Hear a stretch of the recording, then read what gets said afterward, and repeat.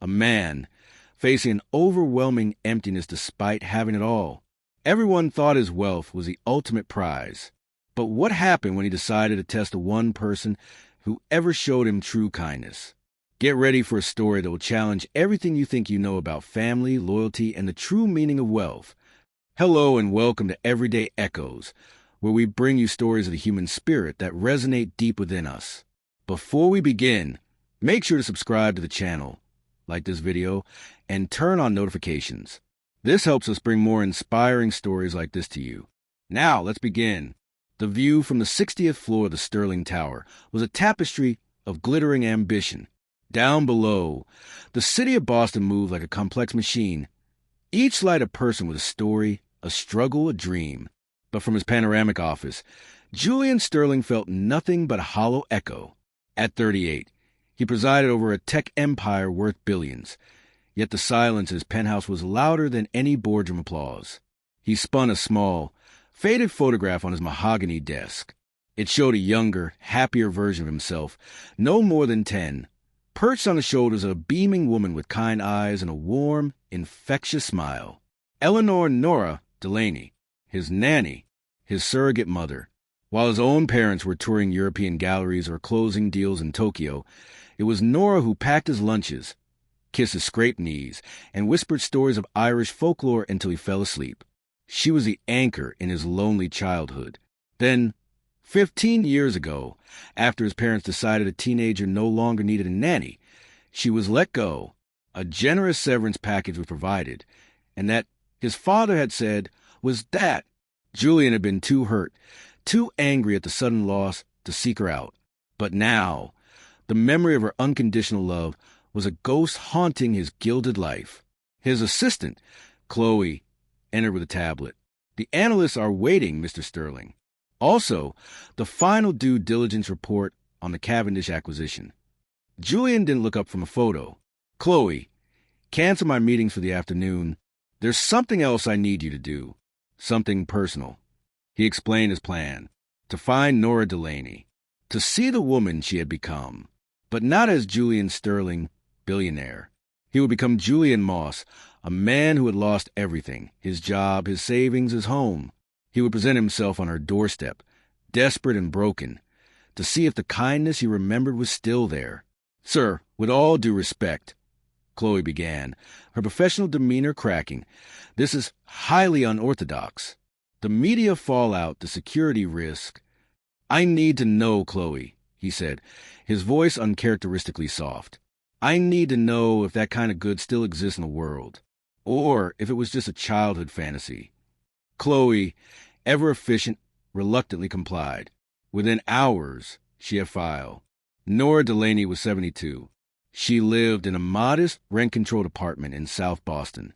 She never married, had no children of her own. She worked part-time at a local community center and lived on a small pension.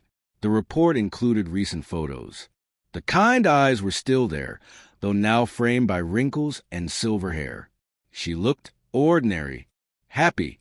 A knot of guilt tightened in Julian's stomach. This felt like a betrayal, but the compulsion was too strong. He had to know. The transformation was meticulous. He traded his Brioni suit for thrift store jeans and a worn-out jacket. He didn't shave for 3 days. A makeup artist from his studio's SFX department expertly added shadows under his eyes and a pallor to his skin.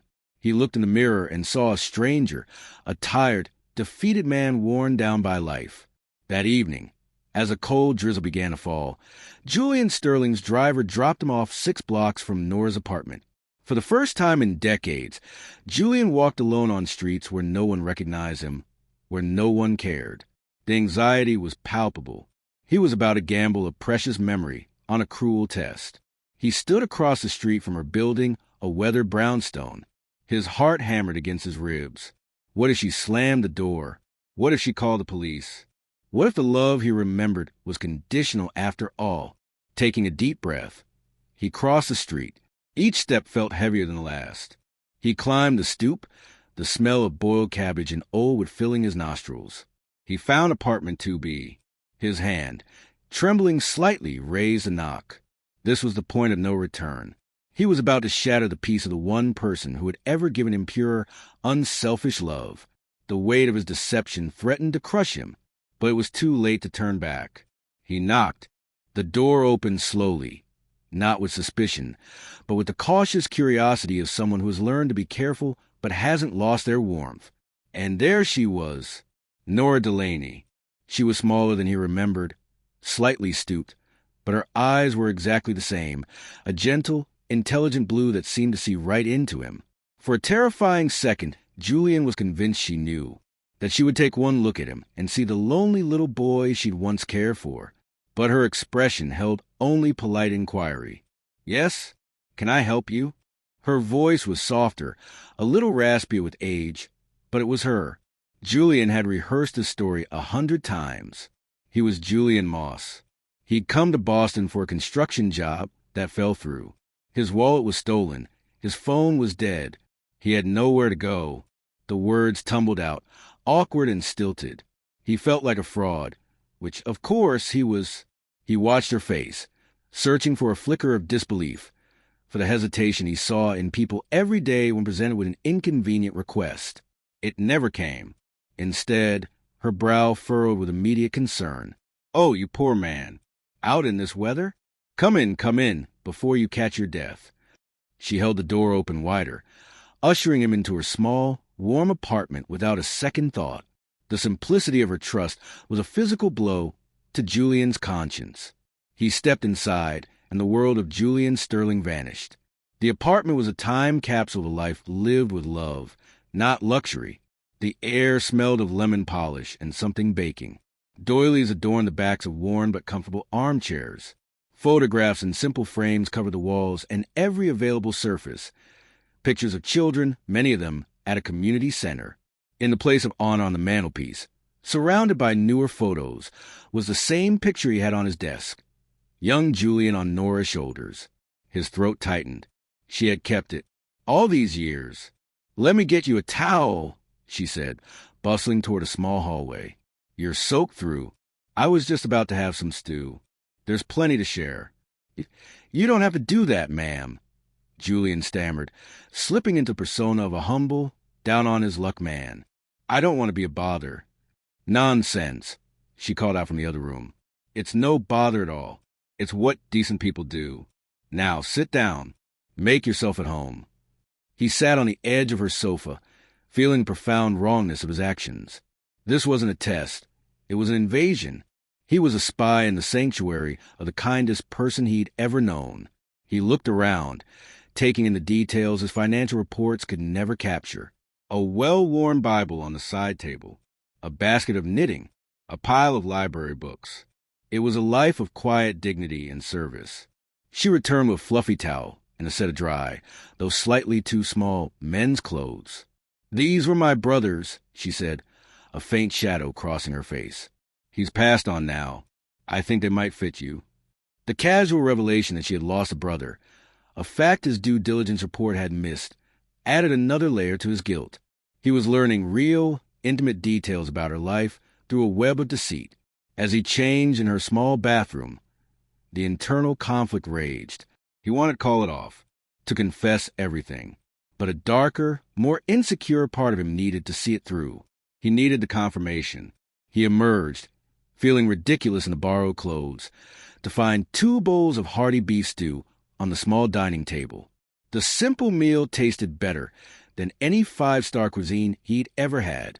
They ate in silence for a few moments before Nora spoke. "So, Julian," she said, and he flinched at the sound of his real name, before remembering he'd given it as part of his alias. "What are your plans?" He spun his rehearsed tale about trying to get back on his feet. Find day labor, get a bus ticket to an uncle in Albany. She listened intently, nodding. "You can stay here tonight," she said firmly, as if it were the most natural thing in the world. The sofa pulls out. "It's not much, but it's better than a shelter." "I can't possibly." "I insist," she said, her tone leaving no room for argument. It was the same tone she'd used when insisting he eat his vegetables. "Tomorrow we'll figure something out. After dinner." He helped her wash the dishes. As they stood side by side at the sink, she looked at him, a curious expression on her face. "You know," she said softly, "you remind me of someone, a little boy I used to care for. His name was Julian, too. He had the same eyes, full of intelligence, but a deep sadness behind them." Julian's blood ran cold. The spoon he was drying almost slipped from his grasp. The mission was in jeopardy. The emotional tension was unbearable. He had to steer her away to protect his lie. "Is that so?" he managed to say, his voice rough. "What happened to him?" Nora's smile was wistful, tinged with sadness that broke Julian's heart all over again.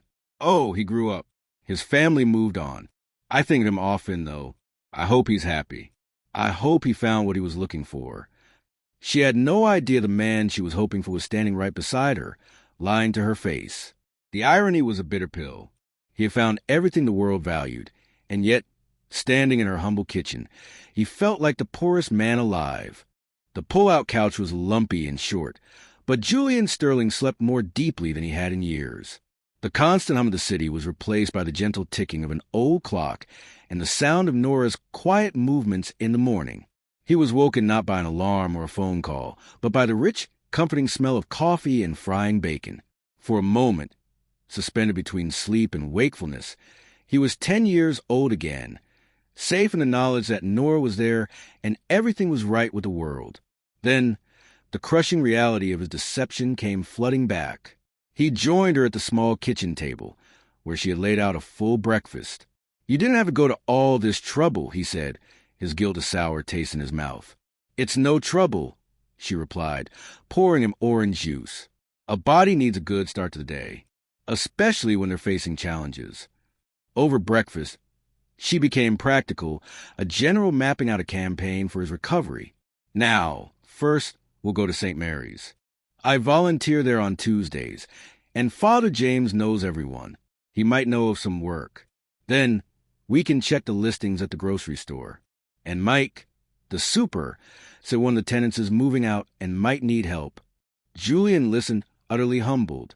This woman, with her limited means and energy, was mobilizing her entire network to help a perfect stranger.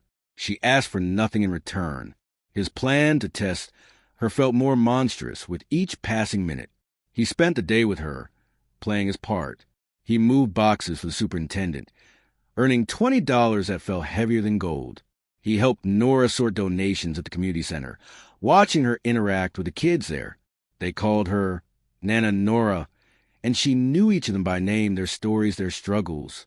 She was a pillar of her community, a quiet saint in a neighborhood that the world like is often overlooked. During a quiet moment, stacking cans in the pantry, she turned to him. "You're a good man, Julian Moss. A hard worker. Life knocks everyone down sometimes. What matters is the character you show getting back up." Her words were like a knife twisting in his gut. She saw a good man where there was only a lie. He was moments away from breaking, from falling to his knees and confessing everything, when the community center's door opened and a man walked in. He was dressed in a cheap suit, carrying a clipboard, with the officious air of a low-level bureaucrat. "Nora Delaney?" he asked, his voice echoing in the hall. Nora wiped her hands on her apron. "Yes? Can I help you?" "David Miller, from the City Housing Authority," he said, not bothering with a smile. "We've received a complaint about an unauthorized occupant in your rent-controlled unit on Aberdeen Street. You're in violation of your lease agreement." The color drained from Nora's face. I don't understand." "What complaint?" The man's eyes slid over to Julian, who was frozen by the canned goods. "This individual was seen entering and leaving your apartment last night. Is he a registered tenant? A relative?" Julian's world tilted. This was a consequence he had never anticipated. His stupid, selfish game was about to get Nora evicted from her home of 30 years. The one thing of value she had managed to hold on to. He's my nephew," Nora said quickly, her voice trembling. "He's just visiting, helping me out for a few days." Visiting guests are permitted for a maximum of 72 hours within a 7-day period. The man recited mechanically. "And they must be registered with our office." "He is not. This is a serious infraction, Ms. Delaney." It could result in the termination of your lease. Nora looked small and terrified. The confident, caring woman from minutes ago was gone, replaced by someone facing the loss of her stability. All because of him. The external conflict was no longer about his internal guilt. It was a tangible, real-world threat he had directly caused. The tension was no longer emotional. It was desperately practical.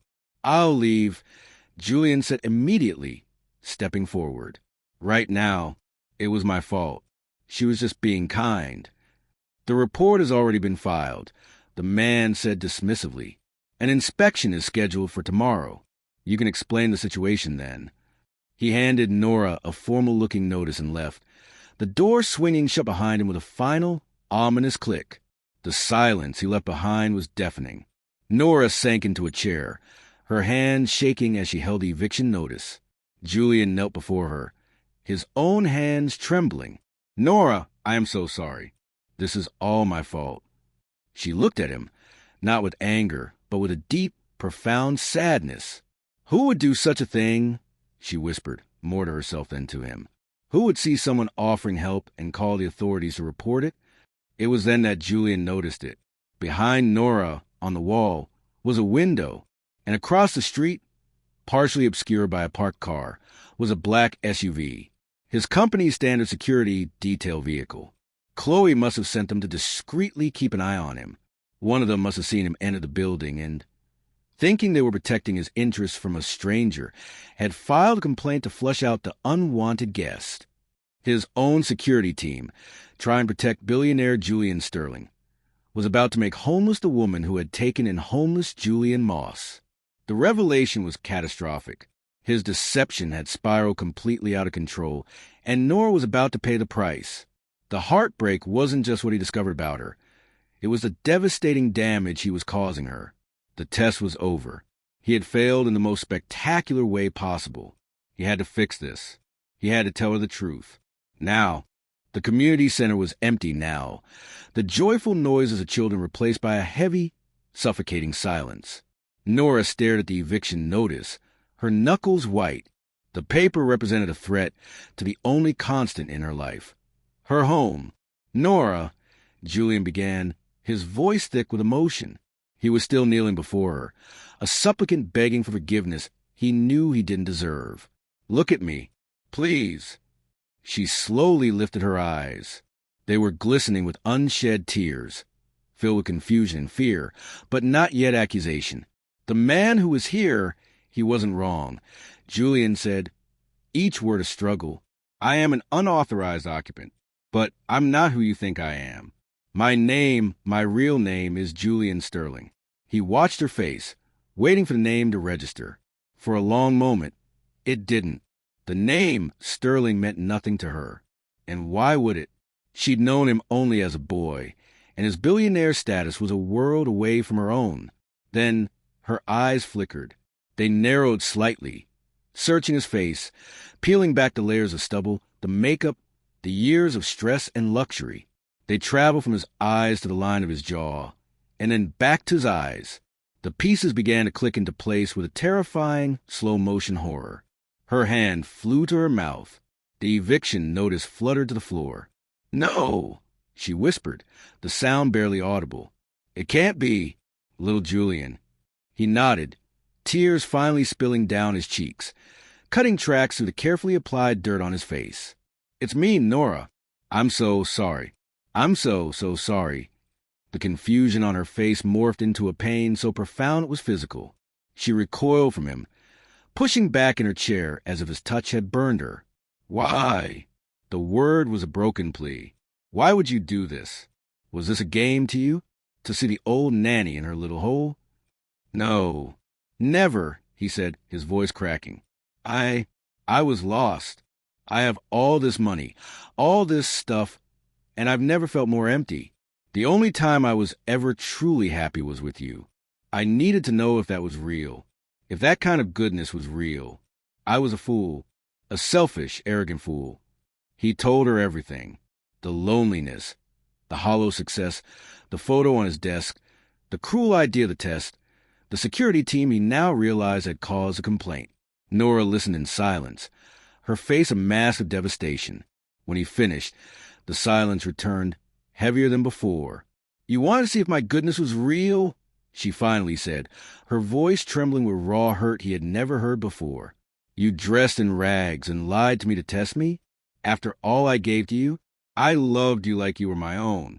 I lost a piece of my heart when they sent me away. And you come back into my life not to thank me, not to see if I was okay, but to inspect me? Like one of your business deals."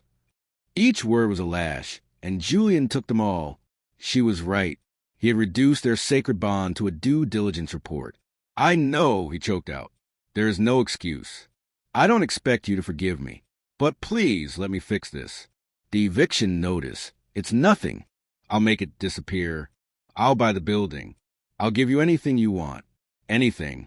Nora looked at him then, and the look in her eyes was worse than anger. It was disappointment. A deep, soul-crushing disappointment. "You still don't understand, do you?" she said, her voice quiet but firm.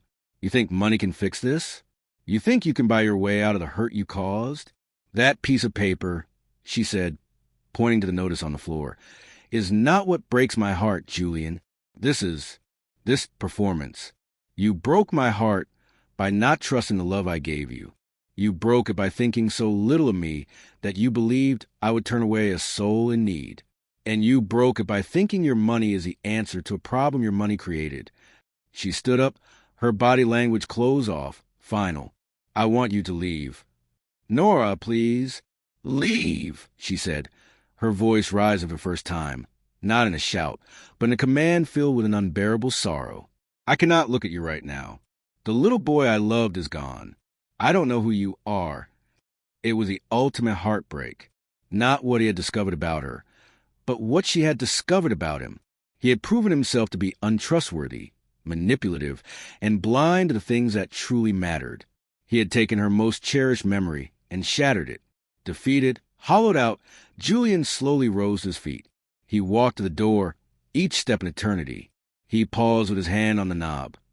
Wanted to say one more thing, to find some word that could possibly begin to heal the wound he had inflicted.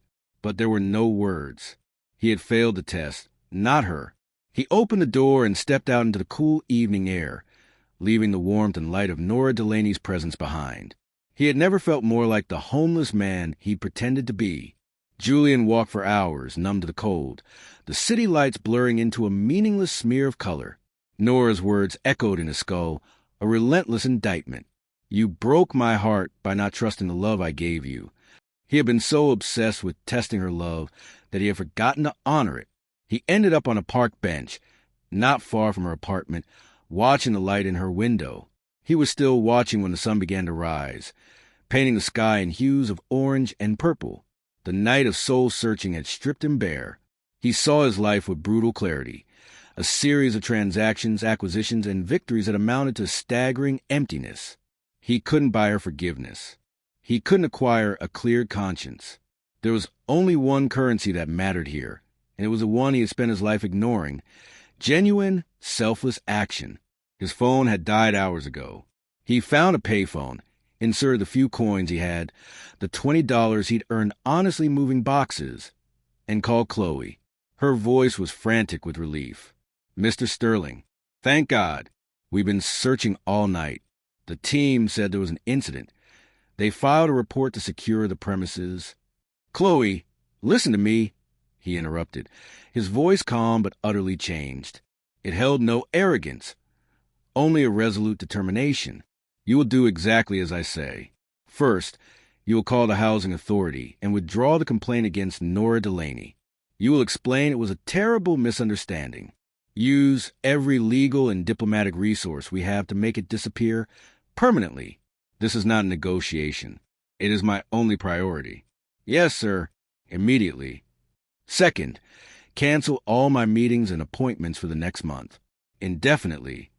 "A month?" "Sir, the Cavendish merger is not important," he stated simply. "Nothing is more important than this." He returned to his penthouse later that morning, but he didn't feel like he was coming home. It felt like visiting a museum of his own life.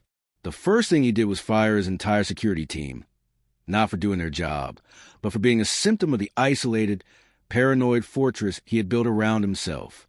Then he began to work, but not on mergers or acquisitions. He started a foundation, the Delaney Foundation, dedicated to funding community centers, homeless shelters, and programs that supported elderly individuals in danger of losing their homes. He funded it with a massive personal endowment, but he didn't put his name on it in any prominent way. The focus was on her, on perpetuating the kind of goodness she embodied. He didn't try to contact Nora. He knew he didn't have that right. Instead, he showed up, not at her door, but at St. Mary's Community Center. He went not as Julian Sterling, but as a volunteer. He moved boxes, he sorted donations, he mopped floors. He did it quietly, without fanfare, expecting nothing in return. Weeks passed. He saw her across the room sometimes, but he kept his distance, respecting her space. The other volunteers only knew him as Jules, the quiet new guy who worked harder than anyone else. One afternoon, he was struggling to move a heavy pallet of book donations when a pair of small, familiar hands grabbed the other end. "You'll throw your back out, boyo, trying to lift that all by yourself," Nora said. He froze, looking up. Her expression was unreadable, but the raw hurt from before had softened into a weary sadness. "Nora," he breathed, I'm just here to help."